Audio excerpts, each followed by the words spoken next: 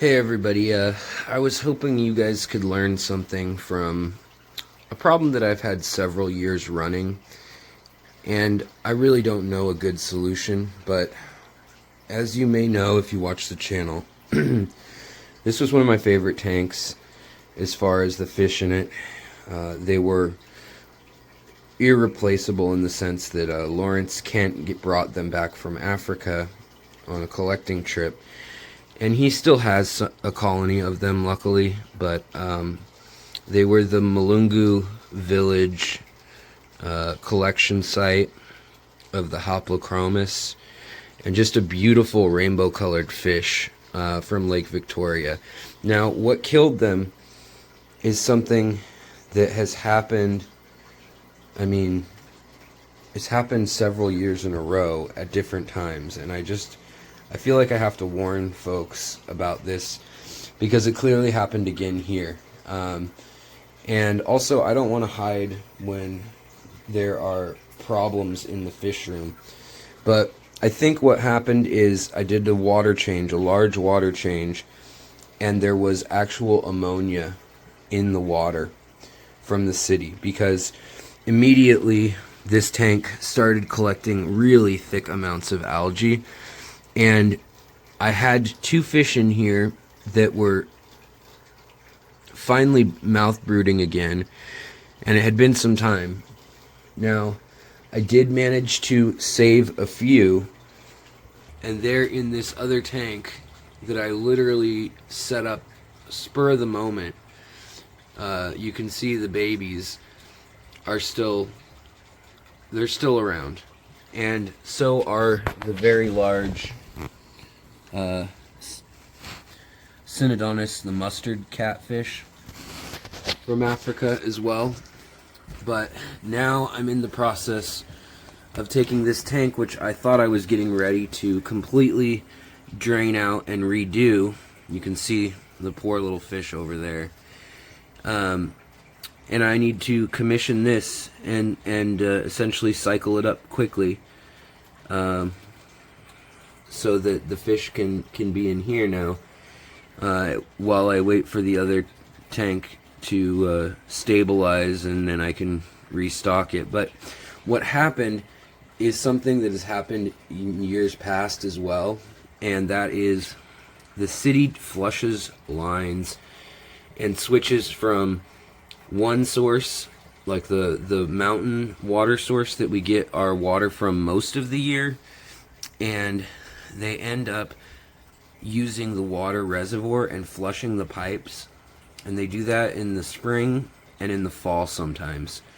But when they do it, it flushes all the detritus and the high watermark stuff in the pipes and in the system down and to the water treatment plants and to the sewages, through the sewages and everything like that. And that's their goal, but it also sometimes can even affect the clean water, in that the reservoirs, they also need to be cleaned, and there's a tolerable limit that they're allowed to push through, and as long as it's deemed safe for humans, that's enough. Well, now every tank that I did a water change on the other night, the fish started having problems immediately. Within an hour, I noticed it, luckily, and I did the water change thinking that the other fish back over here, that they died because they were fighting over mouth brooding. But that's not the case at all. They were not fighting over mouth brooding necessarily.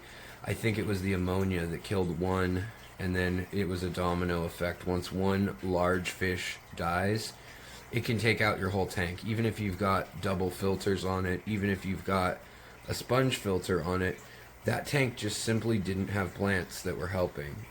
And luckily, a few of the tanks that I've changed the water in, I've had to uproot everything and try to catch all the fish out of the ones that I did, and they're now in other tanks that didn't have the water change, And now I'm having to test the tap water, and sure enough, it was 2 parts per million ammonia coming out of the tap. Now, this has happened once or twice before in past years, and there's never any warning from the city. And I don't know the answer, the solution to this, but it's something I want folks to be aware of. Like I said, these tanks are all fine. Another tank that did get a water change of just a top off, just about that much, was the shrimp tank, the Neocaridina yellow shrimp tank. And I've already taken care of the bodies, but unfortunately I am left, I took 25 of the 50 some that I'd bred in here out. This is the filterless tank, and now we're down to just 12 again. Luckily, they do look like good quality breeding females and everything.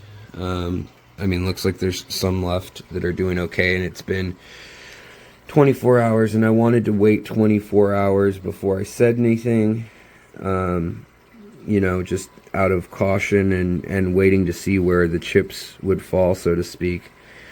But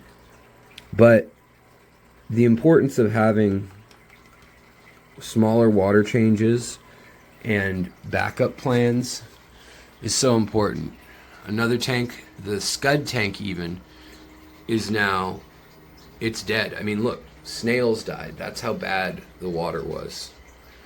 And it's been sitting, this one now, it's 24 hours at least. It literally was too much for the moss, started to grow algae almost immediately.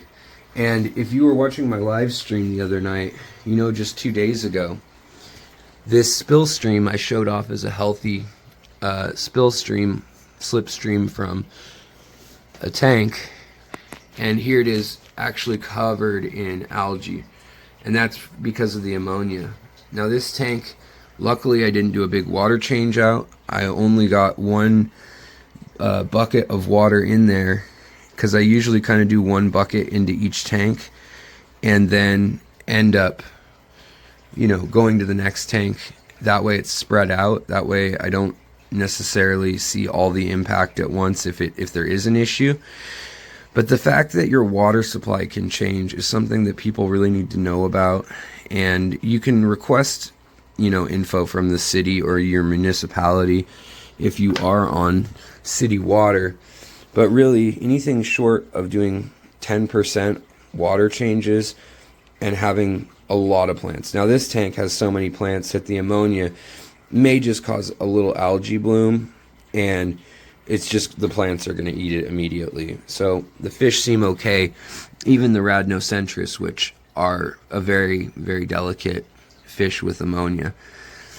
But I just wanted to share that with you guys. It's a real bummer. I mean, it's very upsetting to me. So where do we go from here? I'm not 100% sure.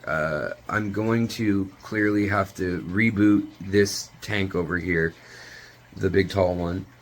Now my plans of having a native fish tank are switched around because we had to move the existing members of the African tank into here, and this tank was literally about to be taken apart. I mean, I'm lucky there was even water in it and that it still cycled. All that mulm down there saved me. This tank doesn't have many plants either because it's been typically an African species tank as well. So I just wanted to kind of check in, and I continued to lose fish afterwards. I have an airstone that's been running, follow the cord, in here, but I turned it off just for the sake of the video, and I need to get enough water in here that I can get the filter up and running again. But for now, I'll just use a sponge filter, and I'll aerate this water, and I'm going to put catappa leaves in here as well as crushed coral. I don't want the pH to crash. The pH in here is pretty neutral, maybe a little bit on the alkaline side, but the fish that are in here all got ammonia burned in the other tank. And so far, the ones that died seemed to die within the first 12 hours. and haven't lost any in the last 12 hours.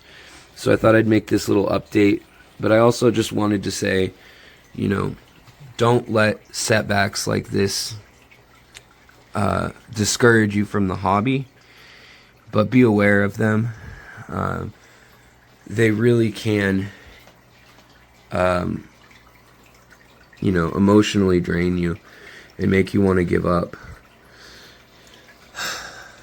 So I guess I'm going to ask you guys, I'm going to leave it with you. What can you do when you don't know the random time and they don't announce it, when they're going to flush out a system like that and switch from one water supply to another, or just clean out the system?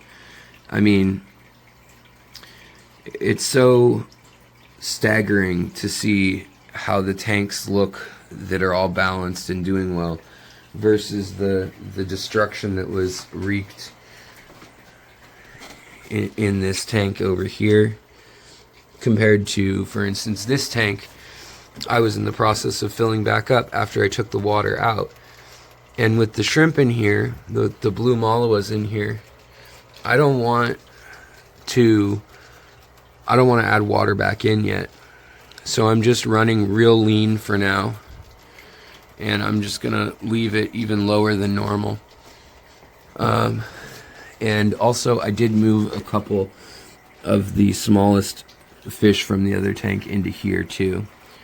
So this tank is still okay, but now I've got a total of 1, 2, 3-ish and 4 tanks, plus 5 that are totally out of commission in this room. And not to mention, that tank has fish that are going outside.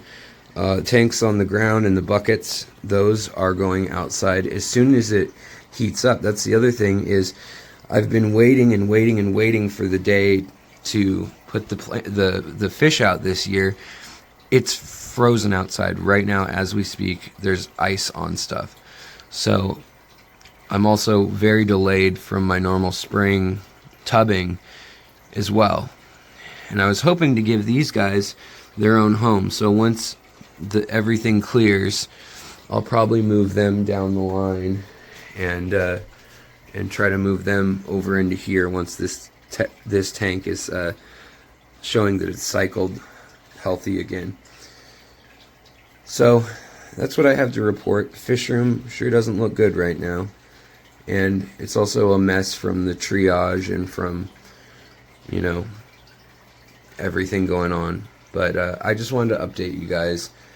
One, to tell you, obviously, not that anyone thought I was perfect, but that even people who keep fish for years, things happen. Sometimes things out of our control. You try to mitigate it, but other than, you know, changing water on 2 tanks a day every day, which is ideal, and just waiting and seeing, I don't really know the solution. Oh, the other thing is I lost my Imperial Pleco out of here that I've had for 4 years. So it's really frustrating. Yet again, though, this tank, even with as tattered as it looks right now, the plants, the duckweed is what really saved everything in this tank. And the fact that there's small fish, there's not big fish in here. But that's the state of things. I just wanted to give an update. It's not a happy. On a happy note, the little angelfish fry hatched, and parents are taking good care of them. If you recall, I said I was going to keep the light on this time for like 5 days until the fry are free swimming. You can see where their eggs were attached up here. But it's getting pretty algae rich, which will give the babies food.